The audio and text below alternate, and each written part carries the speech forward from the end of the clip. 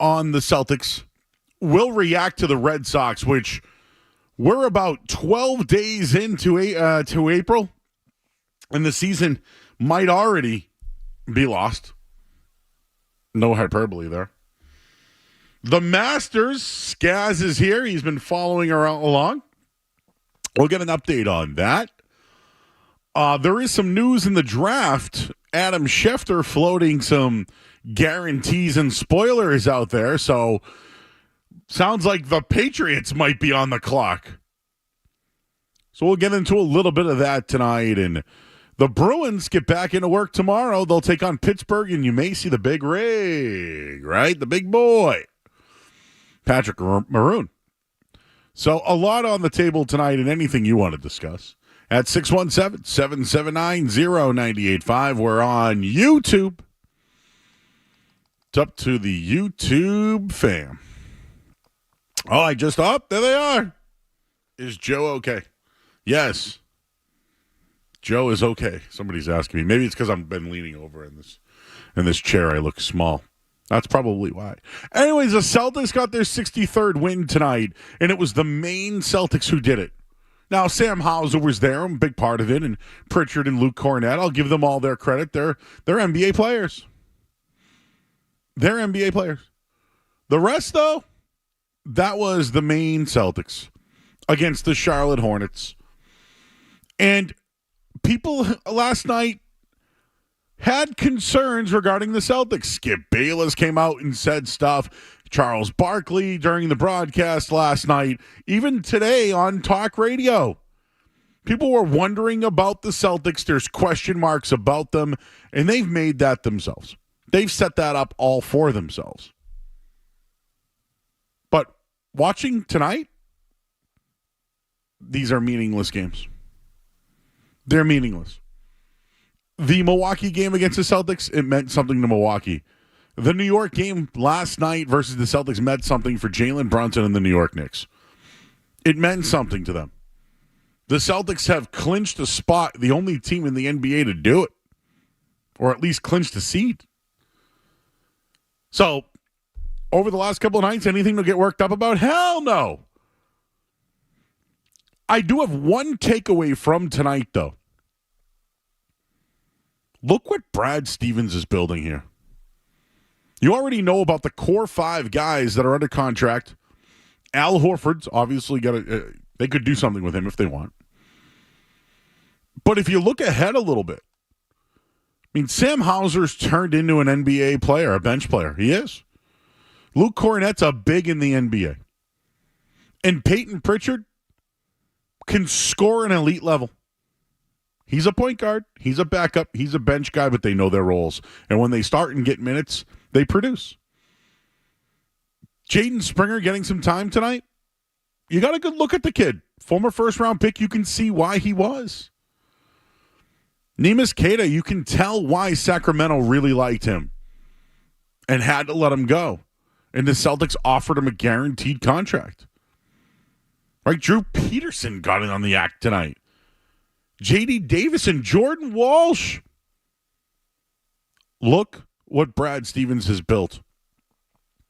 These guys can all play along with the core group that they have. And that's probably the key to all of this. But look what he's building here. It is very interesting watching the progress of Walsh this season, Davison from a year ago, and continuing to watch the development of Hauser and Pritchard. I know they're probably not the guys that are going to win a championship here, but there are some of the guys that are going to get you there. And that's just one takeaway from tonight. The rest of it, I thought Charlotte completely laid down. Like Trey Mann, that was all they had today, kid from Florida. The rest of them, they were bad tonight. And I will say Nick Smith Jr. kind of produced for them. They were bad. Bridges, awful. Miller, right? Wasn't he, the number 2 overall pick, Brandon Miller? He's been pretty good at 17 points per game this year. He was bad tonight. He laid down. So anyways, my leadoff take here.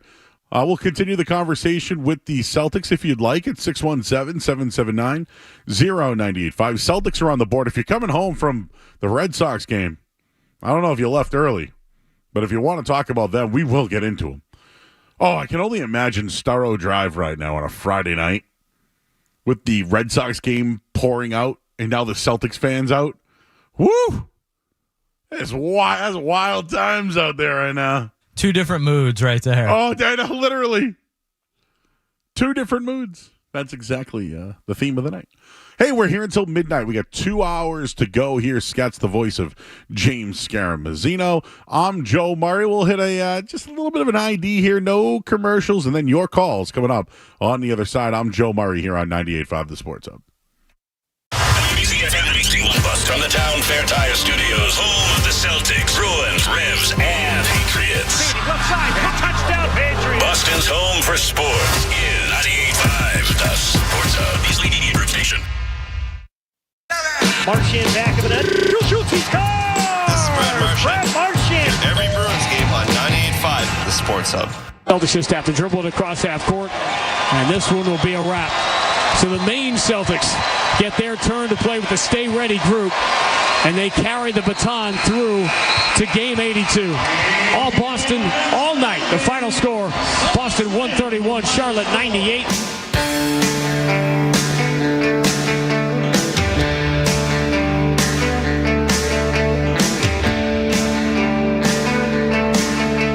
All right, Celtics win tonight. They get win number 63 on the season.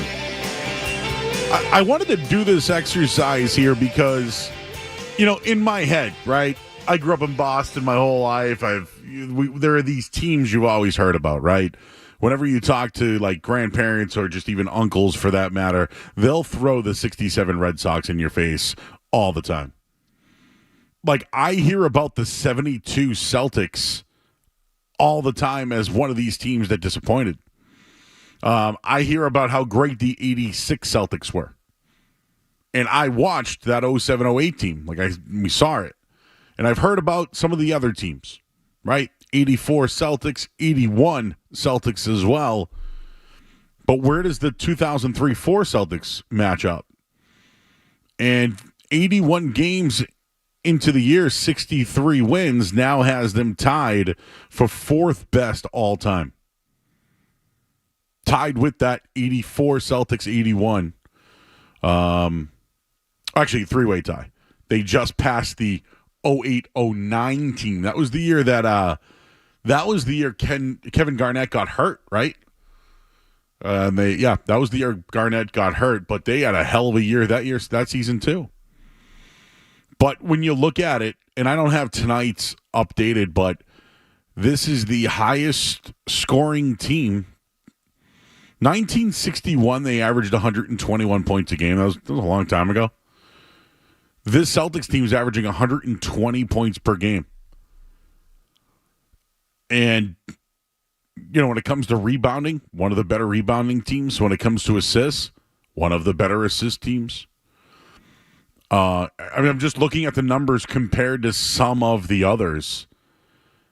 And I know they need to pay it off. They need to win a championship in order to pay it off here to get into some of this discussion. But 64 wins, a win on Sunday, makes you the clear-cut fourth best team of all time.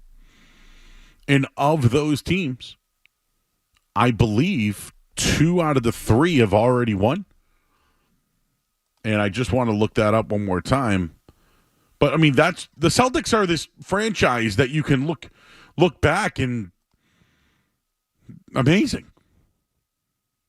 Like, how do you put up with all those? How do you compare yourself to those teams? And for those that don't know about that 72 team, because I've heard it a million times from the grandparents, the 72 Celtics won 68 games. They went 68-14. Tommy Heinsohn was the coach. They lost to the Knicks that had Phil Jackson as a player. They lost in 7 games. They won 68 games that year. And you think about those teams, they went on a run in the 60s, in the 69 team you know about. That 72 team, people say that might have been one of their best teams ever, and they didn't win. And when you look back at it, the other two teams won championships. And now that's the group that the Boston Celtics are in. They have a chance to be one of the best of all time. You could dispute it. You can compare them against all the other teams. Go ahead. The numbers don't lie, though. The numbers don't lie. Regular season, they're one of the top 5 of all time.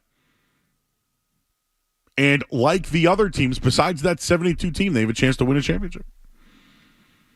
Your thoughts at 617-779-0985. We'll certainly get into the Red Sox that continue to just, it's embarrassing now.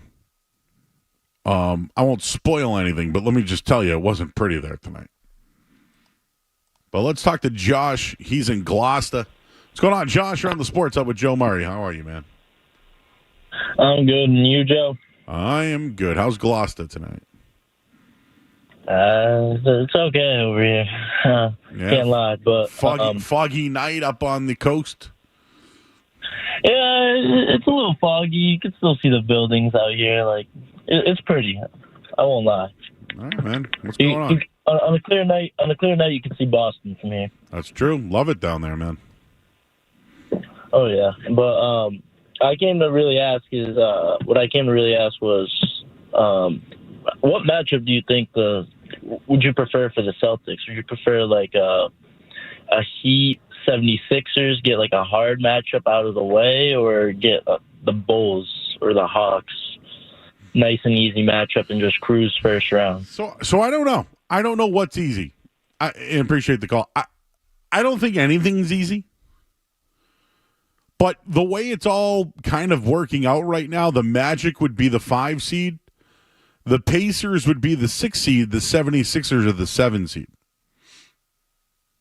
So they'll be the play-in. That team would play the 76ers. You'd have to assume if the 76ers win, that's who the Celtics match up with, right? Is that how it works, guys? Maybe I'm confused on but that's how it would work, right? Sorry, I was just double checking, but according to Grandy earlier on the broadcast, their most likely matchup is still Miami in round 1. Really? Okay.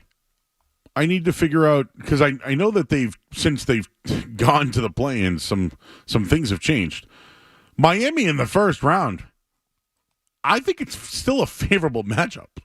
I know there's a little bit, the fans will certainly feel as though that's a difficult matchup, and they know that I don't think they're that skilled this year. Okay, so the 8th seed is Miami at the moment.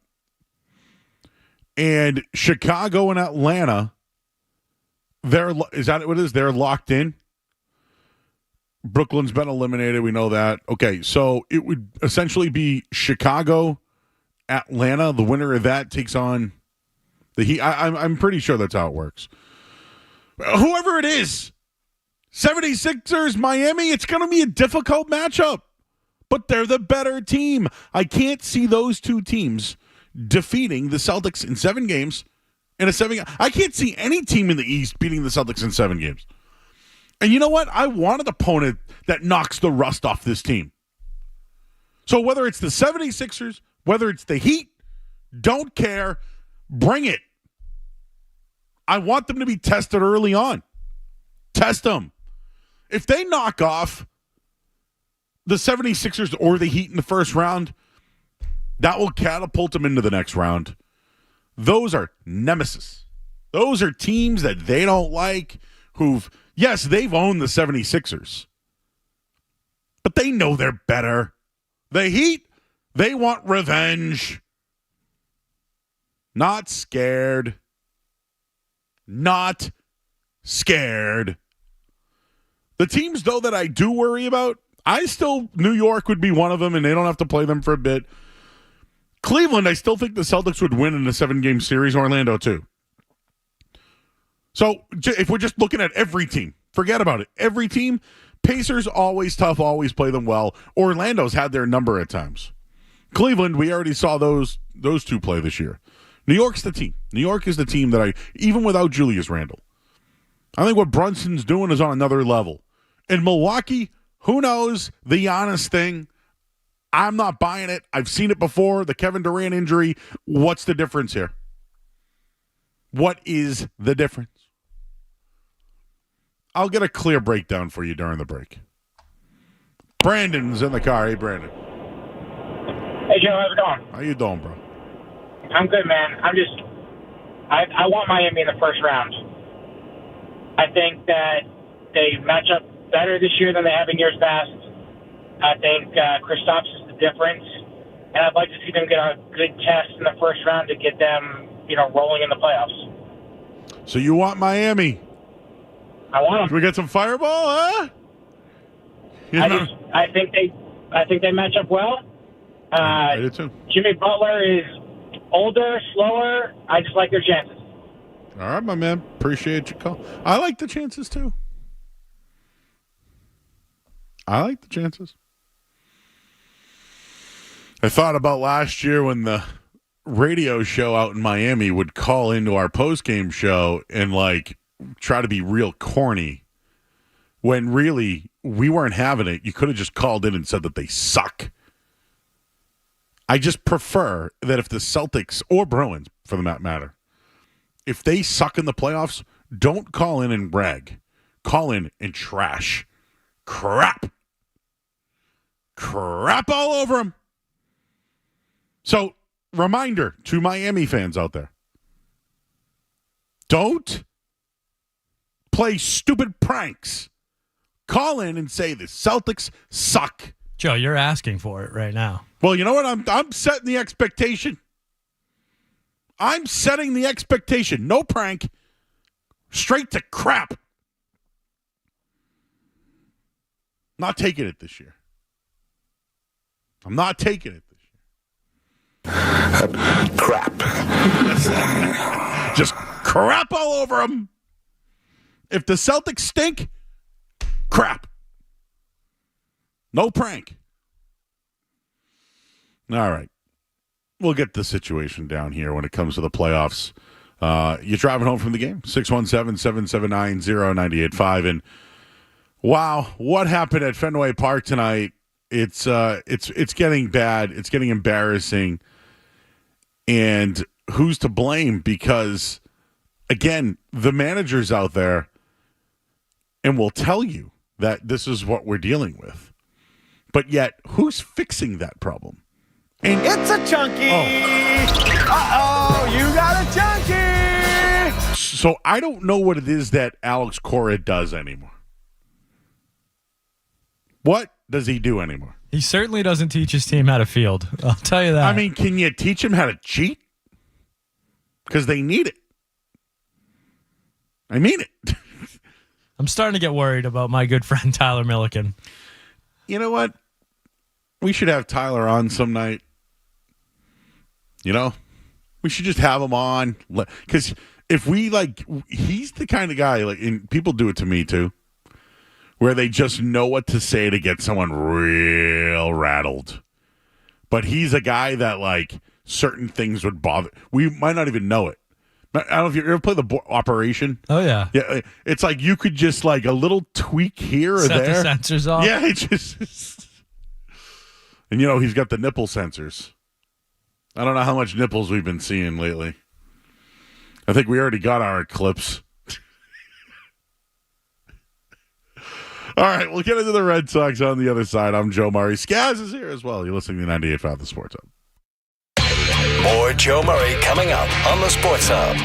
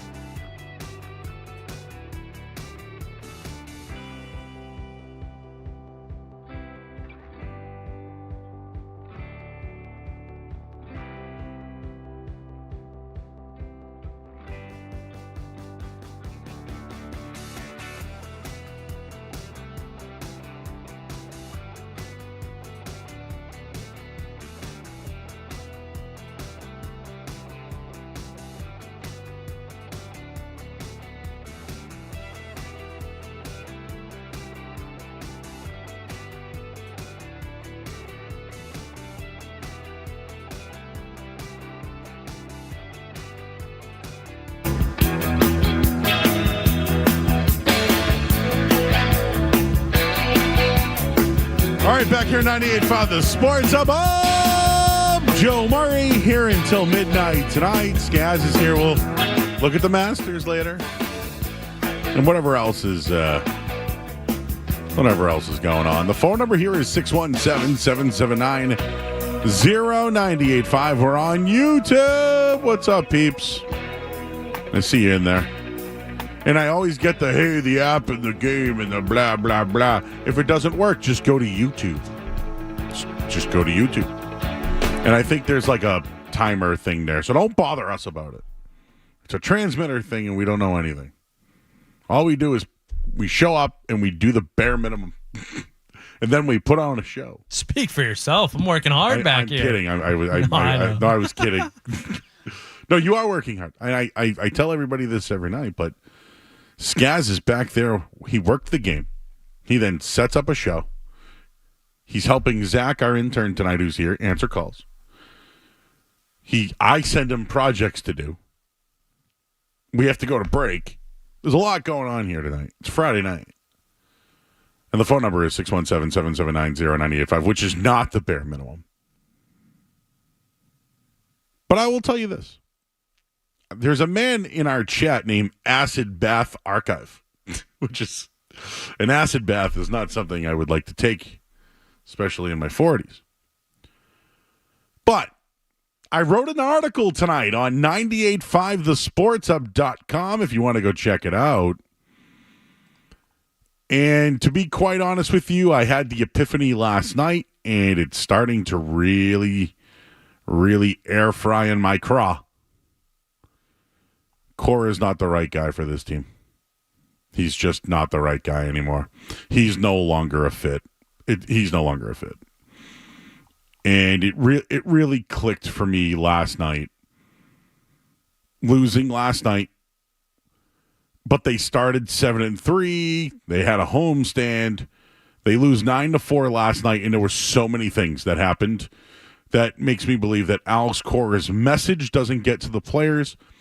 But he also, I don't think he's working with the players individually anymore. And after games, he'll tell you that this is what I was dealt with. This is what I was dealt with. This is who we are. Those were the quotes. So when I see Acid Bath Archives, Acid Bath is a band. Cool. Well, when I tell you that, I now blame the manager. And you can blame ownership for the manager feeling this way. You can do that. But can you admit that Cora and his message is no longer working? I find it so hard to understand how a guy who was a good infielder as a player can't get, and you can call them middle tier players, you can call them minor leaguers, call them whatever you want. But the defense is laughable. And if you don't like my comments, how about you just watch the games? I'll let their actions speak for themselves. Do I need to sit here and tell you how bad it is? And again, the pushback is name a manager who wouldn't make Hamilton, Valdez, or Reyes good. And I would say this. I think that missing the bag by Hamilton's not ready. He's not ready for this spot. He's a minor leaguer. He's not ready. So for the people who are claiming for Marcel Mayer, imagine that one now. He's not ready. And I agree. It's really, really hard to manage guys who probably aren't full-time major leaguers, or he probably won't be here at the end of the year, or even you won't be here at the end of the year. It's now on the manager. And yes, if you want to blame ownership for the manager feeling this way and being a lame duck and knowing he can't do anything with this team, fine. But can you put some accountability on the manager for them showing up and sucking in the field for multiple years? So you can say it's the players, fine. But you know what? Other coaches will work with the players. Other managers will work with the players. The fact you send Hamilton out there again tonight, he wants to tell you he believes in him. Now, how does the kid feel? And Skaz, I know you know a little bit about Hamilton, but wasn't he known to have a glove? Yes, Joe. He was the Red Sox defensive player of the year in AAA last season. So, again, Cora is being forced to play these bums. Cora didn't sign these guys who can't play routine plays. Great. You know what? He could work with them, though. I don't think he's working with them anymore is my point. He knows he's doomed. He knows they suck. He knows he can't work with them. He knows they can't make bare minimum plays. He knows it. So therefore, he doesn't try anymore. They need a guy that's going to try. That's the whole point. Did I make myself clear? I would say so. I would just say, if you're an Alex Cora defender, what are you defending? What has he done? No, and we talked about this last night. He's managed good players and has controlled big egos and has made good calls. I will say that. I didn't believe in the Chris Sale in the ninth inning in the World Series. It worked. I didn't like it, but it worked. Yes, when the Red Sox were cheating and paid for players, they were very good. Now, some people will say that's lazy, Skaz. And I would also say it's true, though. Both can be true. He can be a good manager and a cheater. Absolutely. And I don't think Alex Cora is a horrible manager. I just don't think he's the right manager for this team. This team, he is not. He's not the right manager anymore. He's just not. You mean to tell me you think Alex Cora is going out there with fungos tomorrow with Hamilton and being like, hey, man, this is how you work it around the bag. Let me show you how we do it. However you feel about the talent on the field, fine. They're not a talented team. They're bad. One of the worst rosters in baseball. The Angels, who they played tonight, also have one of the worst rosters in baseball. They have Mike Trout. Obviously, you have Rafael Devers, who is still dealing with an injury or something. It doesn't matter what the talent is. Alex Cora's job is to make them a competent Major League Baseball team. We're asking for them to make routine plays in the field. I'm not asking for Reyes or Rafaela or Valdez to hit 30 home runs or anything like that. I'm asking for Reese McGuire not to get thrown out of the game when you don't have another catcher, when he's arguing a call that's right down the middle. That's on the manager because your catcher has zero situational awareness. I'm asking for them not to make countless errors in the field over and over and over again. If you're a baseball team that constantly makes errors and you're not learning from your mistakes, that's a reflection of the manager. I understand. Listen, if you want to throw at me, Joe, what do you expect him to do with these guys? You're enabling them. You just are. He doesn't want to work with this team. He thinks he can't work with this team. He's probably right. He's been dealt a bad hand. But it can also be true, too, that he's not the right fit for this team anymore. You know, that's the theme for the night. Both things can be true. Both things can be, hey, Joe, what do you expect to do with this? Joe, who do you think the replacements are? The other side is, he doesn't care anymore. Both of these things can be true. The other thing that's true, the Red Sox need to have a plan in place on who their next manager is. They need to do that. It's April 12th. It is April 12th. It's April 12th! They now need to figure out who their next manager is. This is sad. It's a reality. It's true. It's fact. It is fact. I wasn't reading what anybody else said in the chat. Alex Cora can't do anything but make those bums make routine plays. Because he's quit. He knows it. It doesn't make him a good fit. He was rehired by these guys to come here. Maybe that's why he's doing it, because he owes the Red Sox a solid because he cheated. Just wanted to let that one out there again. 617-779-0985. All right, Mike's in Southie. What do we got, Mike? Dude. I love you, Joe. I'm a North Shore guy, so I am not a North Shore guy. I just live there. I'm not. Whatever. I am too. Not a North Shore guy. Just want to make it clear. I grew up in Medford. So is Medford the North Shore? Well, Hyde Park and Medford kids would have never met in our lives. You got a point. All right. Never. I got a joke for you. You want to hear the joke of the day? Oh, dude, jokes on the radio don't really go well. Hold on. This is a good one, though. Is it clean? Is it clean? It's clean. It's clean. All right. I got past you. I got past the guy, so I mean, it's clean. Are you ready? Doesn't mean it's clean if you got past the goalie, bro. It's clean. I'm telling you, it's clean. We can still go to review. Go ahead, go. I wouldn't mess with you, brother. I wouldn't mess with you. What do you got? Where do all the poor people sit when they go to Fenway Park? Where? Section 8.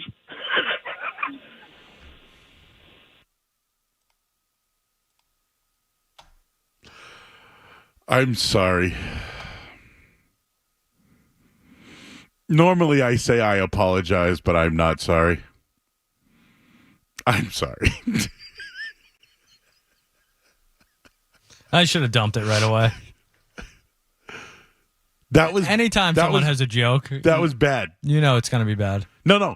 It was a bad joke, and then it was in bad taste. As Einbein says, I'm sorry, but I don't apologize. No, I'm sorry for letting that happen. Normally I apologize and I'm not sorry. All right, well, we'll go to the headlines. Headlines now here on 98.5 The Sports Hub. Sports Hub headlines. All right, where do you want to start? Let's go Red Sox. They lose 7-0. Nobody cares. Celtics, though, they got their 63rd win of the year with their backups tonight, winning by 30+. Peyton Pritchard had a big...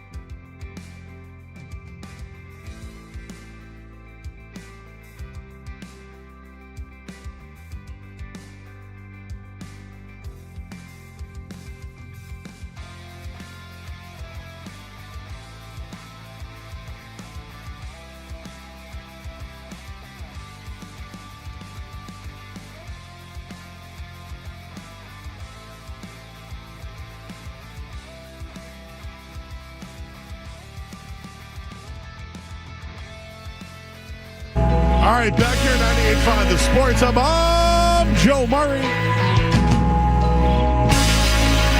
So I've been thinking about this for a little bit.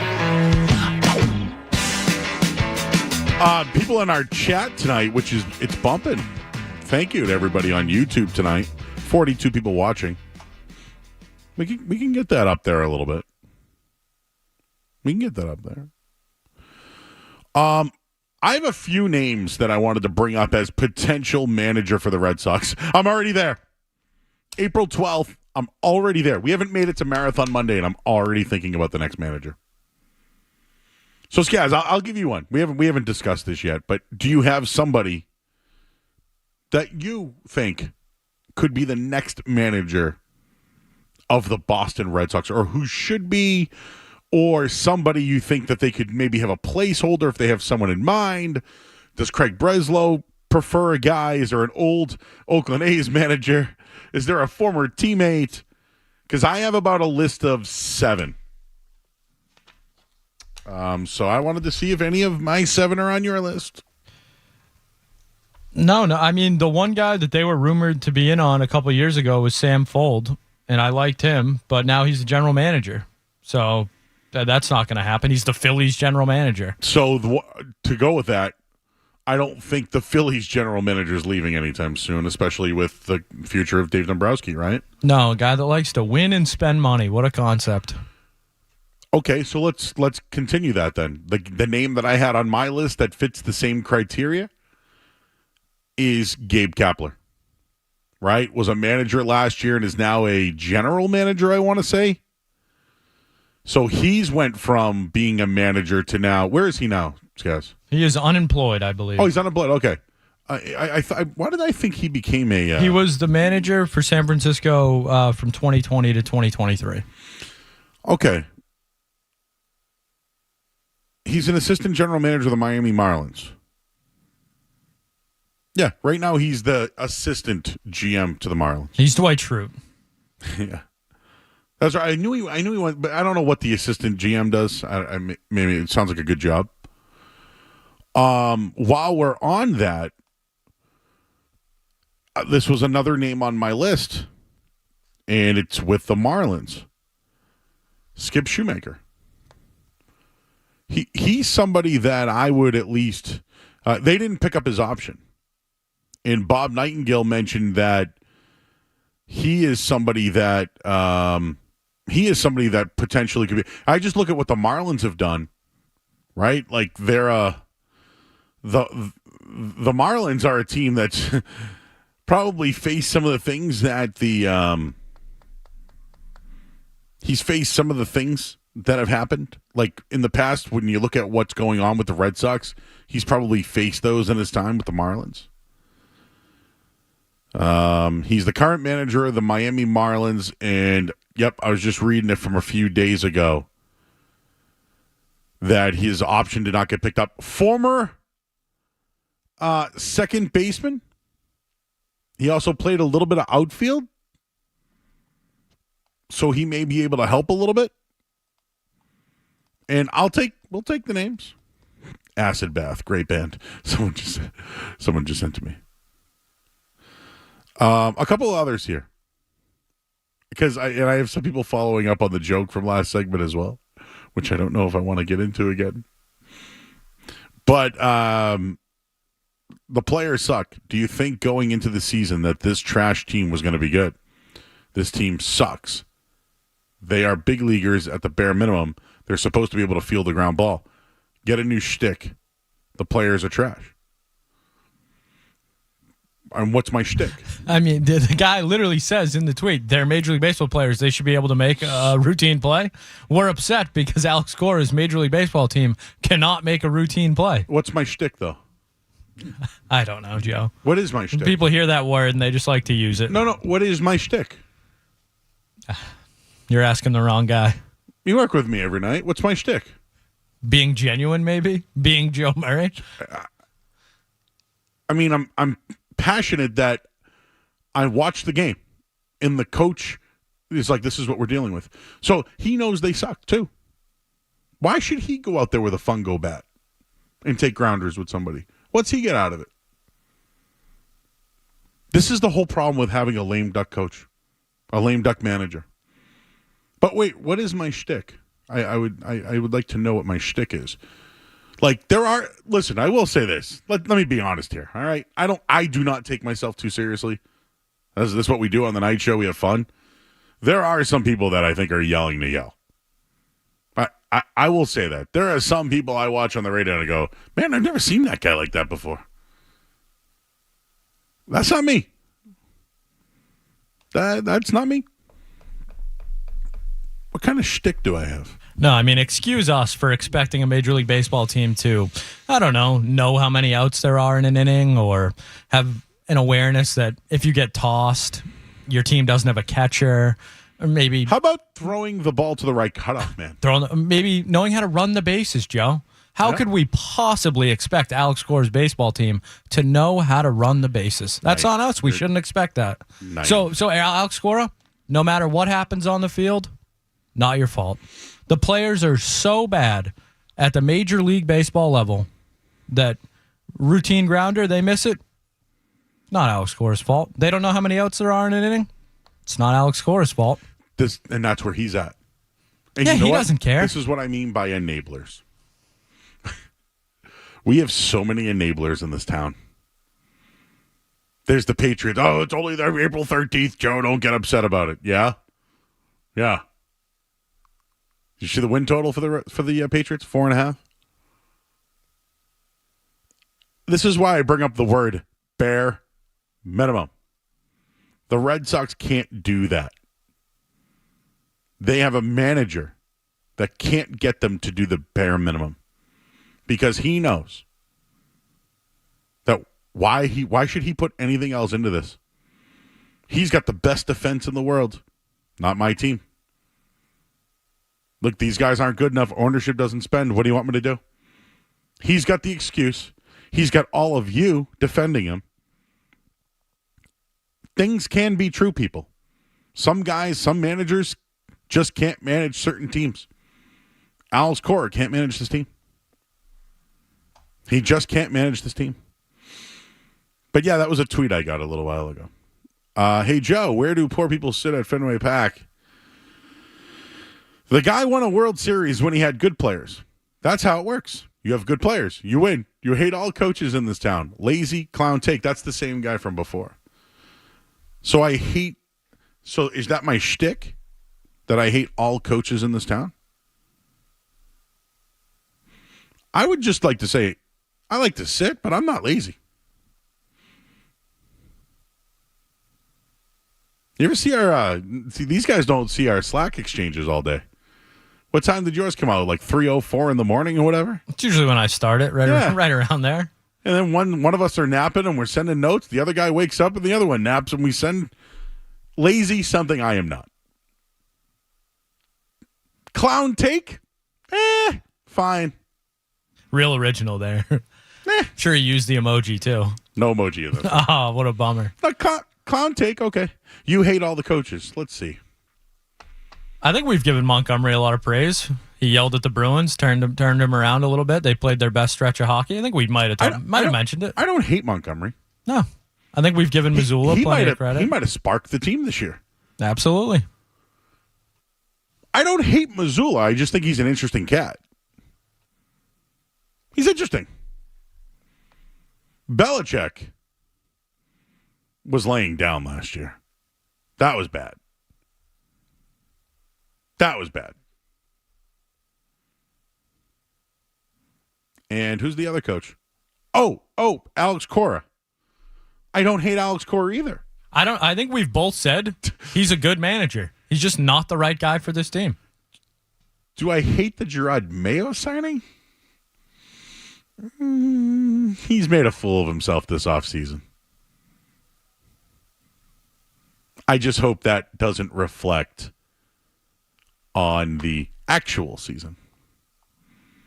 Let's see. Gabe Kapler. Ha ha ha. That guy just got canned by the Giants because they sucked. Doesn't mean he's can't manage this team. Shtick is that all you do is complain about all the managers and coaches in this town. The Celtics have the best record in the league, and you think he sucks. You complain about the Sox manager. It's about the player. Players suck, so the team sucks. Did you hear me just say that the Celtics had the top 4 team of all time? Did you miss that part of it? Oh, well. I like to read your stuff. I like to communicate with the public. Some other shows don't read the stuff. I do. But Javi, sir, if you don't like me, I mean, you're listening. I'm pissing you off. This is great. The things I say have you so bothered that on a Friday night at 10:50, you're tweeting me. This is great. Think about that for a second. This dude's so pissed. On a Friday night, he's tweeting at me about how I hate coaches. I love this. I'd admit all of it if it was true. It's not. I wish I could have, no repercussions, no matter what happened. It doesn't matter what happens. It's not his fault. Not his fault. But you know what? In a way, I don't blame Cora for doing it. I just think that if they want to be serious about getting better, he's not the right guy anymore. That's all. All right. Well, I see a couple of calls online. Should we extend it for a few minutes, Skaz, or should we take a break? What do you think? It's a Friday night. Whatever. Let's go. JP and NP.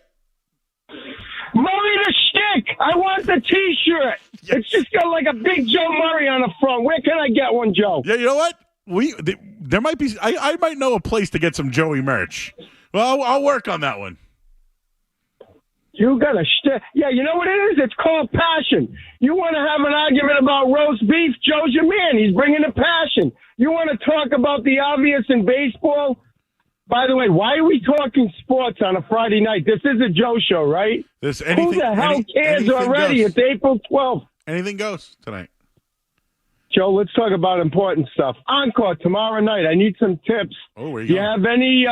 Any lines, anything on the MMA, the big event? I'm going with the boys tomorrow. I'm a little behind the times in the MMA, so I need something to, you know what? A fight to bet on something. Give me a little bit, but normally what I do is I bet all the underdogs in the pre-show. So I just put $25 on all the underdogs, but it's the pre-show, not the main event ones. Sometimes those matches are better. All right, I'll go that if you get a chance. So give me one name so I sound like I know what I'm doing. Because usually fighting like that, didn't go too good for us Italians in The Departed. So I like to get a little advice there, Joe, if you can. How about a place to eat if they're going up there? Is tomorrow? Give me a reasonable spot. Oh, well, I mean, the Italian joint that's right there is really good. Okay. And I don't know why I'm forgetting the name. Italian at Encore, Boston. Why am I forgetting the name of it? But they're Fratelli's. Very good. And you know what I like about Fratelli? When they cook your pasta, they put it in a pan and they serve it to you in the pan they cooked it in. Oh, that's like old school, like with Grandma, right out of the pan. Get that iron cast pan going. Yep. I like that, Joe. I believe it's a Nick Verano restaurant as well. So if you know him, he's... Hey, WrestleMania was a little disappointing, Joe. I'm sorry. Oh, my God. I thought it was really good. We're writing an article about it. Did you? Zach, our intern, has been working on it all night. Maybe because I'm not a big... What didn't you like? Well, I'm not a Cody Rhodes fan. You know that. I'm not a Cody Rhodes fan. You know that. Oh, you don't like Cody? Oh, no. I'd rather take the old man all day long and throw him in the ring. Of course, but the old man's not here. Yeah, I know. He's living on the coattails. Does nothing for me, Joe. Are you and Leroy on Sunday? You know what? I'm not on this Sunday, but next week I'll be on with Ted Johnson, 3-time Super Bowl champion. Oh, whoa. We can announce the Brady signing then. There we go. I like it. I know. I'm mad. We talked about this earlier. Imagine Brady returning to do their 6-12 or whatever, and then play again, and then playing them again in return. I tried to get through the Beetle. I almost screamed and went off the road. I sounded like Tim McCone Monday night when UConn won. Let me tell you, you get Brady, all of a sudden, boom. Those tickets you were going to give up, don't give up, Joe. Well, he ain't playing here, bro. Nah. No, he's going to San Fran if they need a backup. You know what? Which one I heard today? Because we were coming up with candidates last night. Minnesota Vikings. Play inside a dome. You have two skilled wide receivers, right? Justin Jefferson and Addison that you drafted. Kevin O'Connell knows them. They played together. Got a nice receiver up there. He's got two of them. And you know what? They have a decent defensive line. They probably would. I mean, who wouldn't want to play in Minnesota at that point? Oh, I would be excited, though, if he came back. I'd give him whatever he wants, Joe. But that's the top of goes right to the list of the sports show. Just kind of shows you how some of the teams are doing that. You get more pop on Brady than who's getting picked third.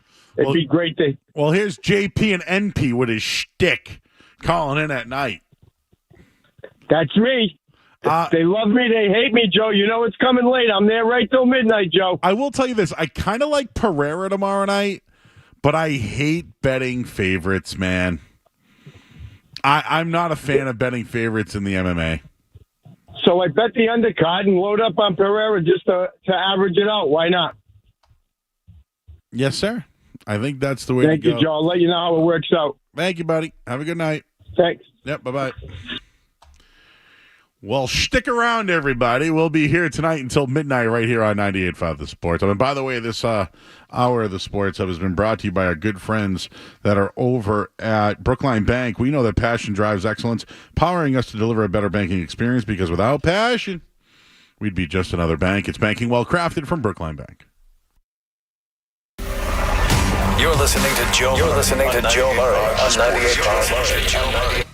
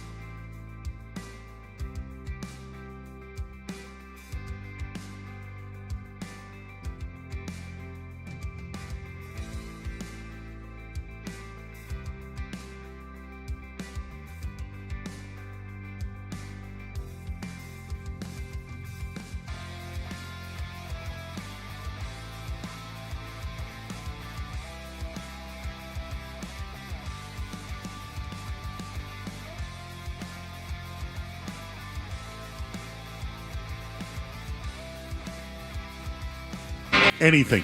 Anything. You want to talk about what you're eating tomorrow? You want to talk about somewhere that we should go eat? If you want to talk about what to watch this weekend, a Netflix show, a new documentary, anything. I do want to give Javi, though, who told me I had a shtick. I do want to make up because he said something funny, which this is something I can agree with, sir. Joe, I love the show. I just hate the takes. All right. I can't fight you on that. But it's exactly what I said. You're listening. So thank you. Thanks, Avi. The phone number here is 617-779-0985. So, Skaz, here's a couple of tweets that we've got in the last few hours, which I thought were kind of funny. Joe, we listen because you guys are real, not because it's an act. Ooh, okay. Joe, you're the GOAT. Happy you're on YouTube instead of Twitch. Oh, the Twitch family is here. Thanks for sticking with us. Can we play Alex Cora tonight on the defense? Okay, and I have some numbers before we play that. The Red Sox have more errors this year than wins. Sorry, let me rephrase that. I apologize. The Red Sox this year have more errors than games played. So what are they now? 14? 7-7? What are they right now? They are, I'm just pulling it up. So they have played 14 games, and they've made 15 errors. And this is what the manager had to say after the game regarding the defense. Yeah, we got two ground balls that we should turn into those plays. We didn't do it, and they scored 3. Put us in a bad spot. Do you think it's somewhat mental at this point? I don't believe so. I think the game just, he got to the ball, he threw the ball away, and then Pablo took a step the wrong way, and the ball was to his left, And the other one with Sedan, I believe Tristan has to be a little bit quicker to the middle of the diamond. And, there's no play at the plate, so we got to knock it down. That ball can't go by, Those are the ones that really bother me, the physical ones, they're part of it, we will make mistakes, they will make errors. I made errors, I know how it works, it's part of it, but the other ones are the ones that we have to eliminate, the mental ones, and we work so hard to get it right, and when we still gonna work hard to get it right, we're not gonna stop, but at the end of the day, we have to do it at 7:05. That's the most important thing. So the physical ones he's okay with. It's the mental ones that he's upset about. So how do we indicate a mental error and a physical error, Skaz? Because it sounded like to me he blamed Tristan Casas for not being the cutoff man, yet he wasn't throwing the ball home. So why is the first baseman to blame? I play a little first base in my life here, Skaz. I know how to work it. We heard from a former coach this week. That's right. Actually, we did. Uppercut swing, from what I heard. Yes. Left-handed hitter, uppercut. Hit a lot of home runs in my day and struck out a lot, too. Young Adam Dunn, maybe? Oh, yeah, definitely. But, you receive the cutoff when it's generally between center and right when you're throwing home. I'm not really sure who. Again, I don't know where Raffaello was throwing the ball, and I don't know who the right cutoff man was. So,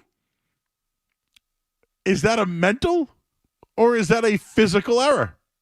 And which one is he upset about? He blamed Casas for the guy in center throwing the ball to not the cutoff man.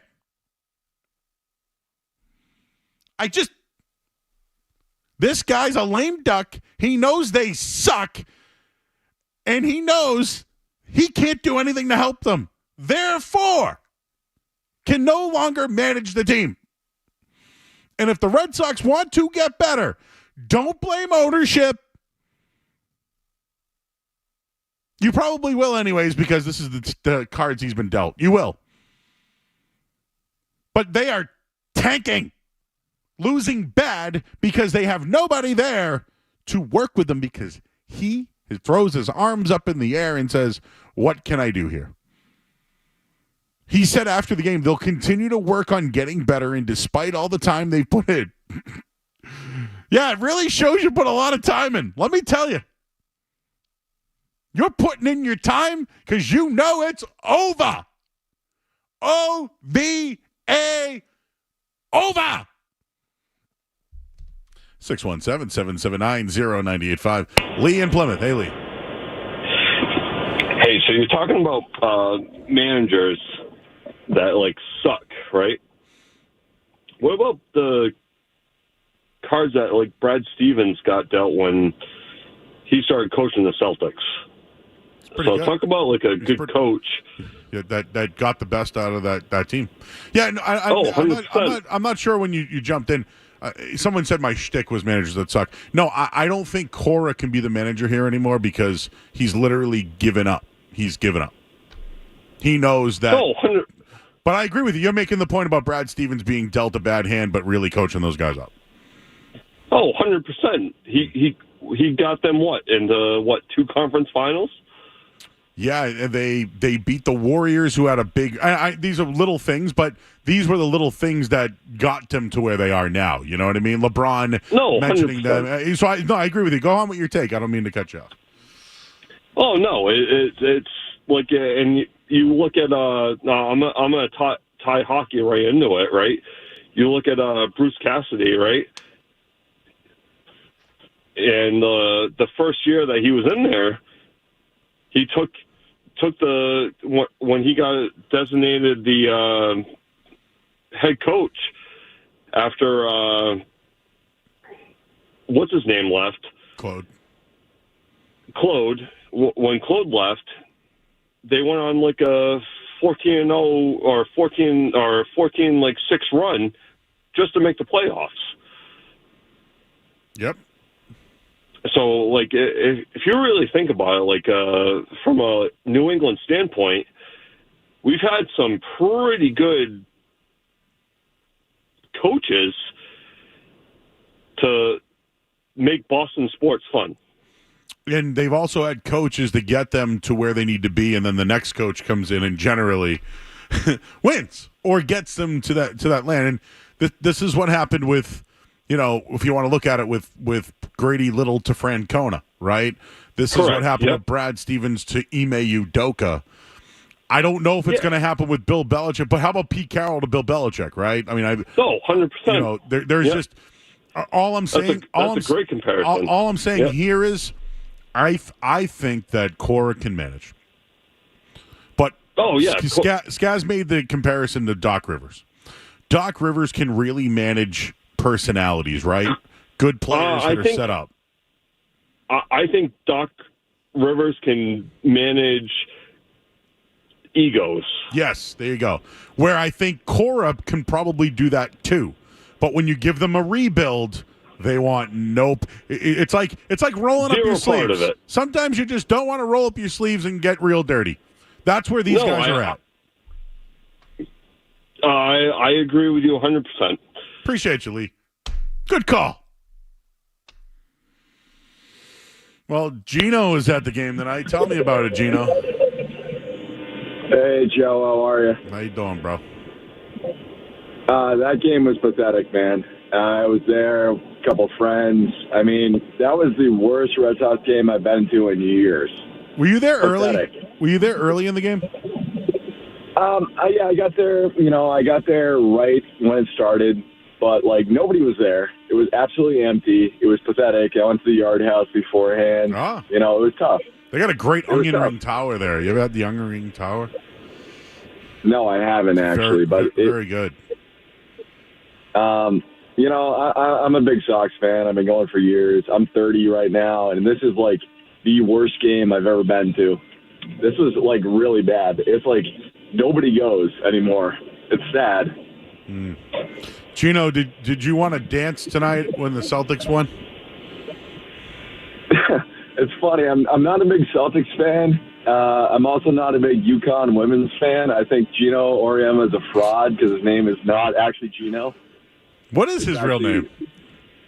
I believe it's Luigi. I think he's a fraud for not being actually named Gino. So are you Gino? How do I spell Gino? What is your real name?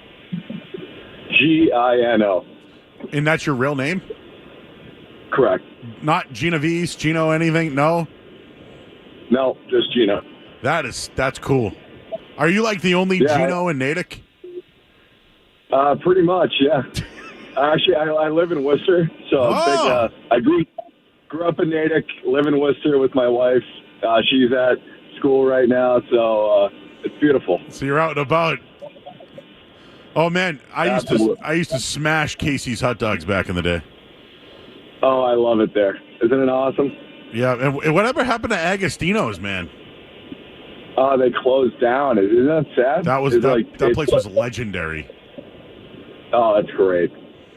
All right, Gino. Well, you're the real Gino, man, not the guy that dances after the Celtics win. I appreciate it. Thanks, Joe. Thanks, buddy. Someone in the chat mentioned was Gino dancing tonight, and so I just threw it. This is why we're on the chat. I might read it. Who knows? Steve in Peabody. Hello, sir. What's up, my friend? How you doing? Good. On my way home, it's great to hear that you guys are on until midnight. I know it's a little late for you, but every night when I drive home at 11 o'clock when you guys were getting off, I had to listen to Fox Sports, and boy, was that brutal. Yeah, I don't know who. I don't know them, unfortunately. I'm glad you don't. Us go home, though. Yeah, well, they suck. I hate them. What was the vibe at the Garden tonight? It was kind of quiet. I mean, they were excited. I mean, the starting five didn't even start. It was all the backups. The main guys. And, I mean, I was in shock when I saw they were up by 20 points.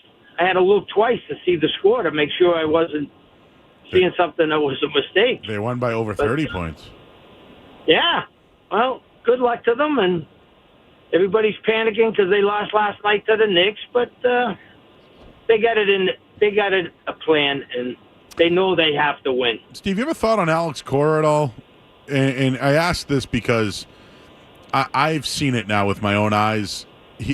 I know he's had success here, and people would probably call him a good manager, but I don't think he can be the manager of this team anymore.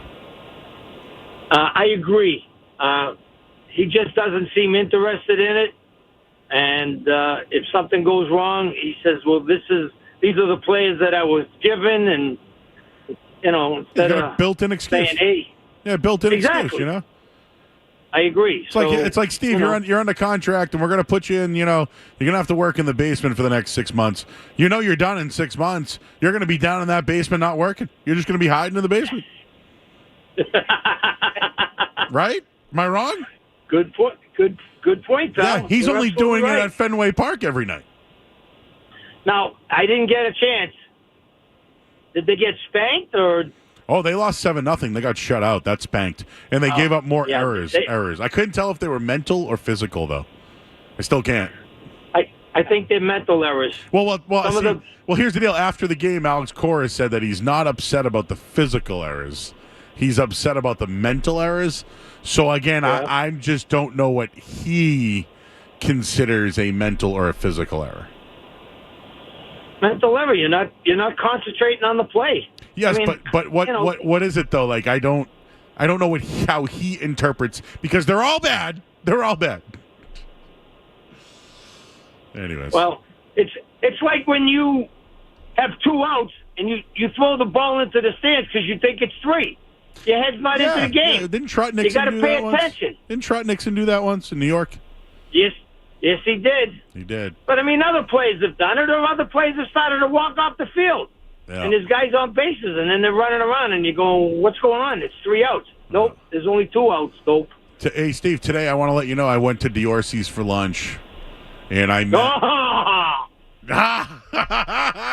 What did you get there? Well, I got myself a chicken parm sandwich on a braided roll with sauce, cheese, and Parmesan cheese on top of it. Oh, that sounds delicious, my friend. And I met one of the Diorsi's themselves. It was a good experience. Good. Glad you enjoyed it.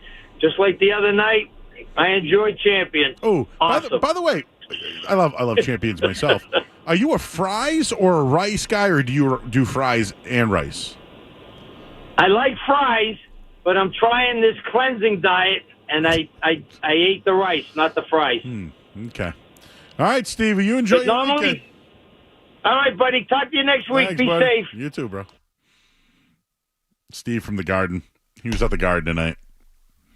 You know, I went to Diorsi's for lunch, and I met... See? It's not just me. It's not me. And I met...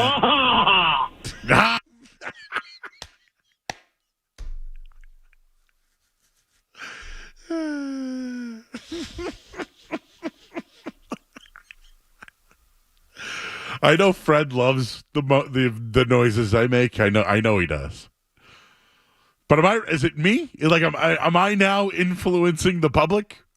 Instead of giving actual answers of how something is, you just grunt. And I met...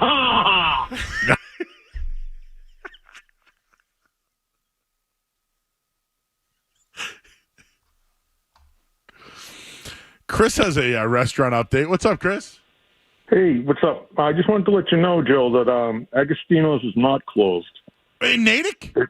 Yeah, they closed for a while a couple of years ago. They had water damage in the restaurant. So It's back? They fixed it all up. It's back, yeah. My family was there the other night. They went to dinner there. Well, that is a victory. That might be the best news of the night. And I wanted to agree with you that WrestleMania was pisser. It was very good. Usually I want to complain or something about it, you know? You know, I just seen it so small now. Man, that lemon garlic chicken from Agostino's, man. Oh no, I got to do the veal and chicken parm combo. Ooh, it's off the menu, but you can ask. Oh, so it's not. It's a hit. It's a hidden delight. They have chicken parm, they have veal parm, but you can put the two. Get like one of each. One piece of chicken and one piece of veal. Do you get pasta or do you do two sides? Oh, pasta. Me too. And the salad and the bread there is awesome too. Out on the salad, but I like the bread. I remember that. Thanks, Chris. Told you, anything goes. Final hour of the week. One more. Frank's in Quincy. Hey, Frank. Hey, Joe. Let's go to Chicken Parms real quick. Have you been to Bob's in Medford? Bob's Deli on a braided roll. They pack that bad boy up. They even put it in like plastic wrap. It's fantastic. I hadn't been there in about 6 years. I went there yesterday. My God. That thing's heavy. Special. What do you think that weighs?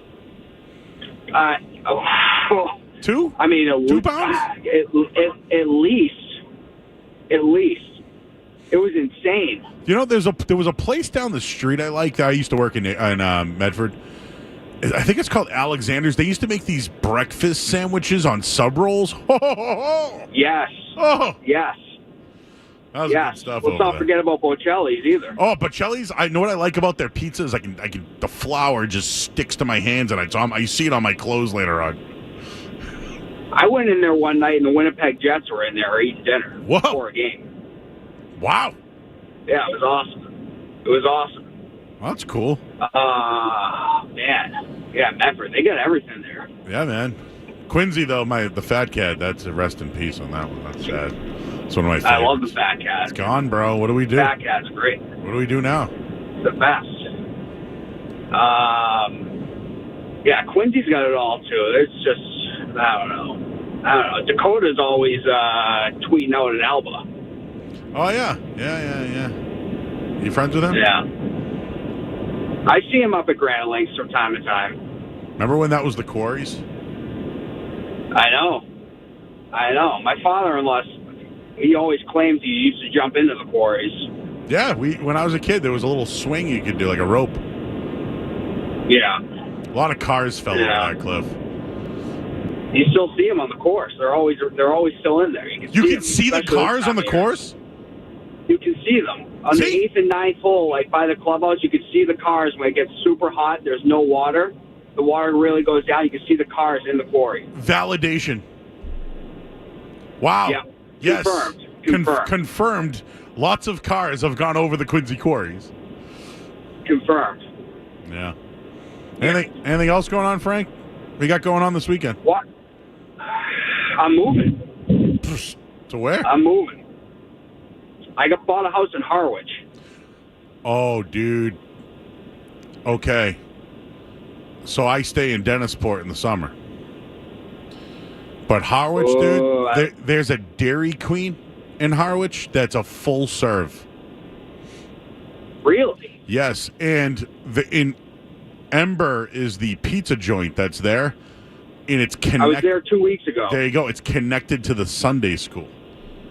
Yes, correct. So, like, you get pizza and ice cream, and it's like, that's a great night.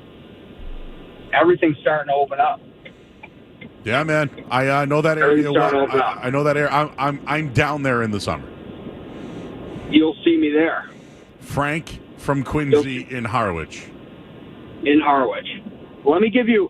Can I give a quick take, a cross-sport take? Yes. Imagine if the Bruins last fall, when Marchand and McAvoy were out at the beginning of the year, if they just collapsed and were so pathetic like this Sox team is when Trevor Story goes down, imagine what we would have been talking about. Like, that's how pathetic the Sox are, mentally weak they are. They're very mentally weak because their coach doesn't care. I respect that take. Rugies for breakfast if you go up there, man. Very good. Okay. All right. All right, bro. I'll see you at Ember in a few weeks then. All right, man. Take care. Good night. Feel like we got to go out there now, Skaz. Little weekend. Night show does the weekend. Da, da, da, da, da, da, da, da, da. We got to go to break. 98.5 The Sports Hub. More Joe Murray coming up on the Sports Hub.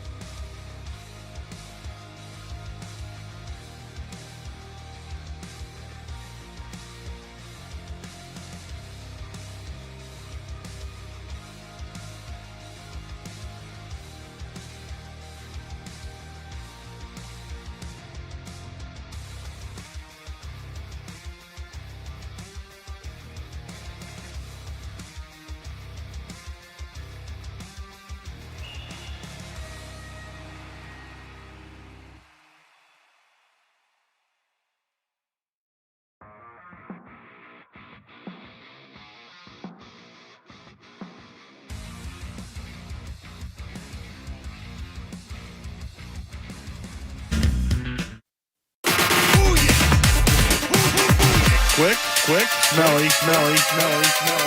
It's Joe Murray on the Sports Hub. Hi, everybody.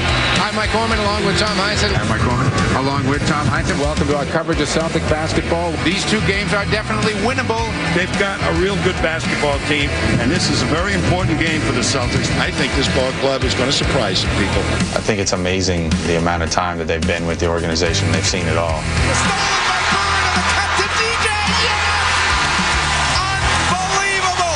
What a play by Larry Bird. Here for the game. Got it!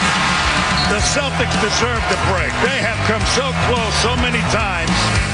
Now you're learning. I'm learning. How long have you been listening to me about this situation in the fourth quarter? That was a good call. Did you hear me? I heard you in Secaucus, I'm sure. Mike is a true professional. He's been doing his job with class for a long time.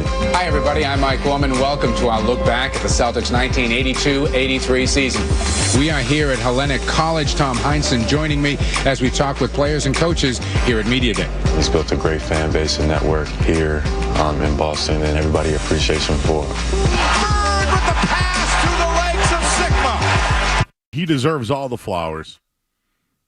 Deserves it all, man. He's been so humble about this, huh? Just with class, right? Do you expect it? I don't know why I'm surprised. Do you expect anything less from this guy? He's so humble. But so I'm proud of you, Mike. I'm proud of you, man. You've been great. You filled any role. You worked with your best friend for over 30 years. Now you get some time to hang out with your daughter and your grandkids. For what you did for this country, what you did for the Celtics as well, and what you've done for sports in general and for this town. I salute you, sir. One of the greatest.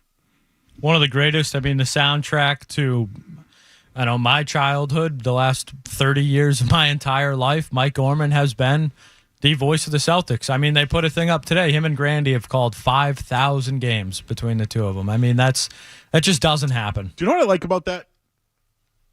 Gorman's getting the celebration, right? But I think it was thought that maybe Grandy would be the next guy. I think we all thought that. But I'm kind of glad that Grandy got that rub, too. I call it the rub because I know one's going into... But Grandy really... I mean, you work with him, Skaz. The guy... He's the best in the business. The way that he can call a game, work with Max, look up stuff at the same time. Like, we're in this digital age, right, of instant information and knowing info fast and turning things over. Grandy's absolutely fantastic, but I think he probably learned a ton from Mike Orman as well. Yeah, just two absolute legends. You don't have the Celtics the last 30, 40 years without Tommy and Mike. I mean, there's hours of them together on YouTube that people still go back and watch because it's just, they were the Celtics. They were in your living room, in your bedroom, wherever you watch them every single night for 30 to 40 years. They are as much a part of the Celtics as any player that's ever worn the uniform. Obviously, Tommy did, but Mike, I mean, he is the Boston Celtics. I'll share a couple of stories. So I'm 42. And the Celtics in the 90s, bro, were not good. Like Sherman Douglas, Kevin Gamble, the D. Brown days, the Allah Abdel Nabis, the Rick Fox, the Greg Minor, the Derek Strongs, Andrew DeClerc's. I mean, I'm giving you some really bad names here. That 2002 run was fantastic. Kenny Anderson, Celtics, Antoine Walker. I love that team. But I'll tell you, there was nothing better than when they sucked than Tommy Heinsohn with Mike Orman. And I'll credit, I think Jerry Remy and Don Orsillo were really great. And it's the chemistry. It's the relationship. It really is the chemistry. You can tell these guys, they care. They love each other. And it translates. It really does. And, Gil and Gino here on the radio for you. We've been lucky, man. And we're not even going back to the Johnny Most days. You could probably say that the Celtics have had the probably Hall of Fame of broadcasters throughout their entire career. And Sean Grandy is going to keep that thing going and going, man. Even Max, for that matter. Yeah, and just one of my favorite, probably my favorite Mike Gorman story is him. He told it a couple of years ago. I'm sure he's told it since and told it before, but kind of how he got his start. I don't know if you remember the story, Joe, but he was trying to get a radio show or trying to get spots or something like that. And the guy that was in charge at the time, told him he basically needed to get a big guest or something like that. And Mike Gorman said, Howard Cosell. I'll get Howard Cosell on, who was, probably the biggest broadcaster in the world at the time, for like a Sunday afternoon show. And Mike didn't know Howard, had never met him or something. He just, said, if I say that, maybe he'll give me a show. And back in the day, they used to have switchboards at these giant companies. And Mike called CBS. He just called CBS, and he said, I'm looking for Howard Cosell. And the lady connected him to a line. The phone rang, and Howard Cosell answered. And Mike said, hey, I'm Mike Gorman. I'm from Boston. I'm trying to get a job. Is there any possible way I could get you on my show on Sunday? Or, something like that. I wish I could remember the story perfectly. But Howard Cosell basically gave him a phone number, said, I'll be at my, mom's house for dinner, Sunday dinner. Call this number. I'll answer, and I'll give you 15 minutes. And Mike Gorman got Howard Cosell to, be on his show or whatever it was. And that was, Mike Gorman was off and running. And he's been doing it for 50 years since. Heavy hitters. So, hats off to you, Mike Gorman. We're all looking forward to Sunday. It will be Mike Gorman Day. Your thoughts at 617-779-0985. Let's talk to Paul. He's in Dartmouth. Hey, Paul. Hey, how you doing? How you, Paul? Good. A little comment about, well, first of all, tip of the hat to Mike Gorman. Yes, that's a wonderful thing. We've been blessed with some great announcers here in Boston, Fred Cusick and Bob Wilson with the Bruins and, all the Red Sox announcers and stuff. We've really had some great guys. But now, you were talking about Cora and his management, throwing his hands up in the air. I heard a quote that he was from. There was some guy trying to make the Red Sox on a tryout contract, and he, at one of his at-bats in spring training, he kind of just hit the ball the other way, and he came back to the dugout and said, I just hit the ball that way so I can move the runner over. And Cora's comment was like, hey, you guys listening in the dugout? And, I've coached some sports, and it's like, if you're a coach and a manager, this is what you're driving into your team before the season starts and as it goes along. Not some guy who's trying to make the team, trying to make the point.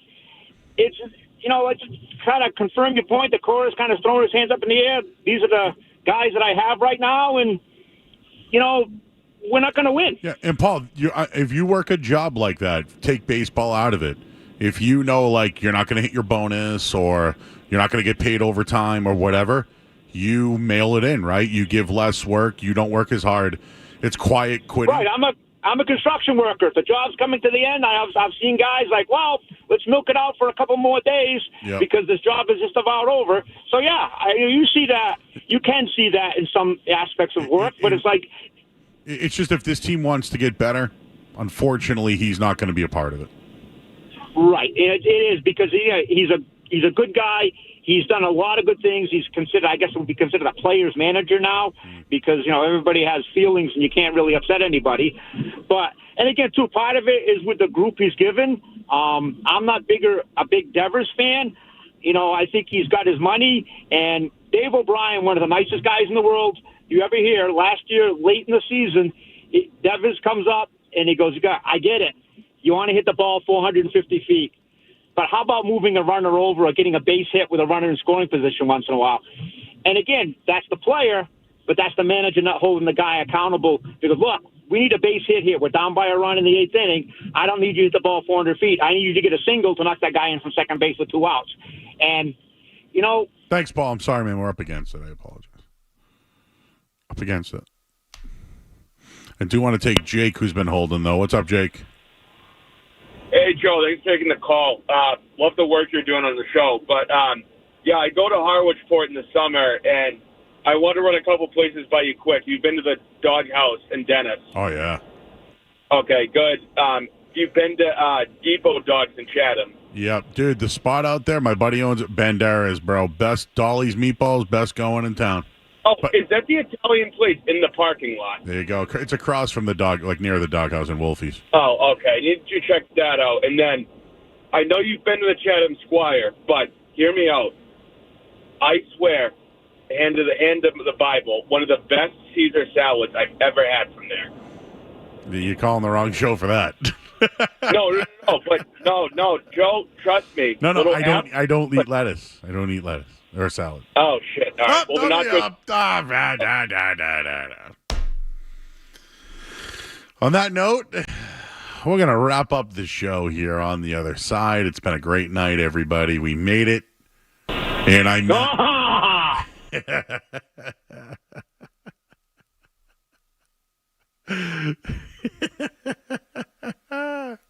You know what would be a good bit, Skez?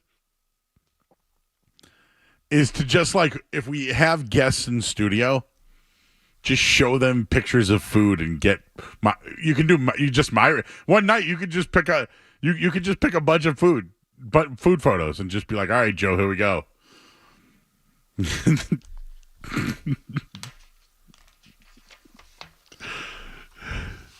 I mean, we're going to have some really slow summer nights if the Red Sox are going to keep it up like this.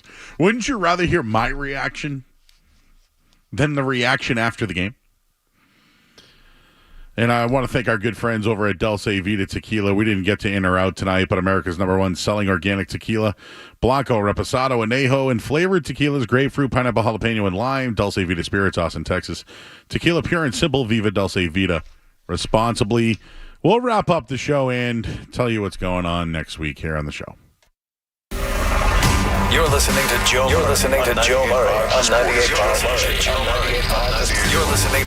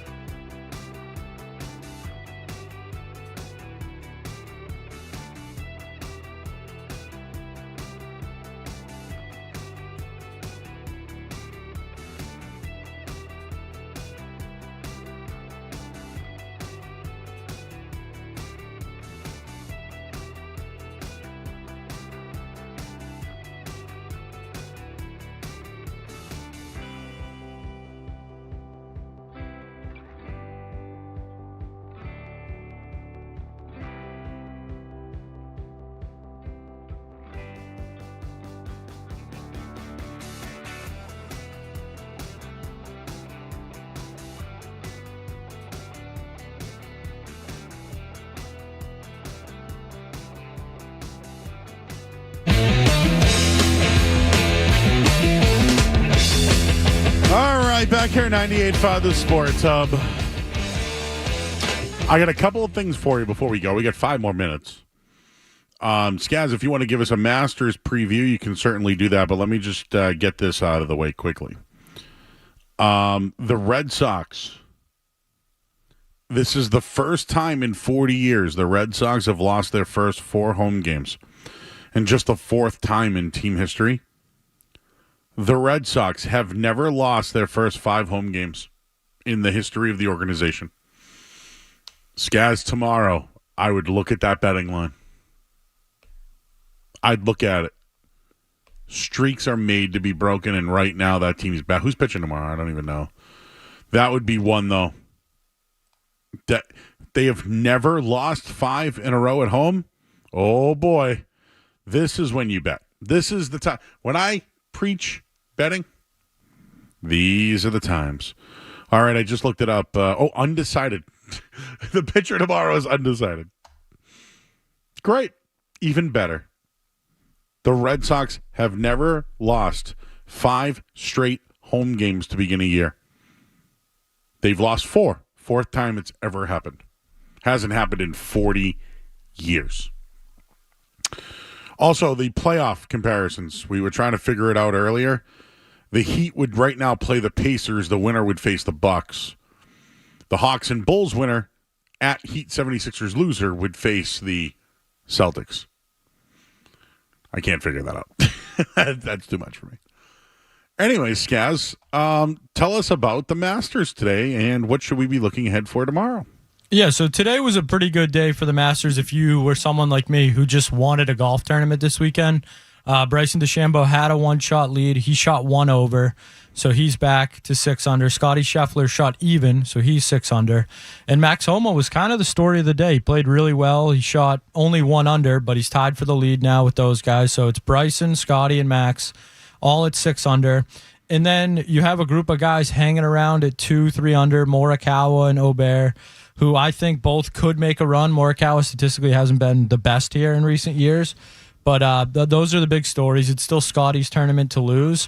And Tiger, he made the cut. He set the record for most cuts made at the Masters. And I know, for Tiger Woods, it's kind of almost sad to celebrate something like that. But for, as much as he's given to golf and what he's been through physically, I just think it's a pretty cool story. I mean, the guy's made 24 straight cuts at the Masters. Good story. That's unbelievable, Broke the record. So, yeah, it's shaping up to be a really good weekend. I think the weather's going to be all right. So, what are you doing this weekend? I will be doing absolutely nothing, Joe. I will be sitting on my couch. I've told that story to so many people. I think I may have won a Masters Square today, too. Ooh. So, maybe I'll be ordering some takeout, make sure I'm well taken care of while I'm watching this weekend. All right. It sounds like the veal chicken parm is the way to go with pasta on the side. I will not be here on Monday. I'll be at the marathon at the Cask and Flagon with Beetle from 10 to 2.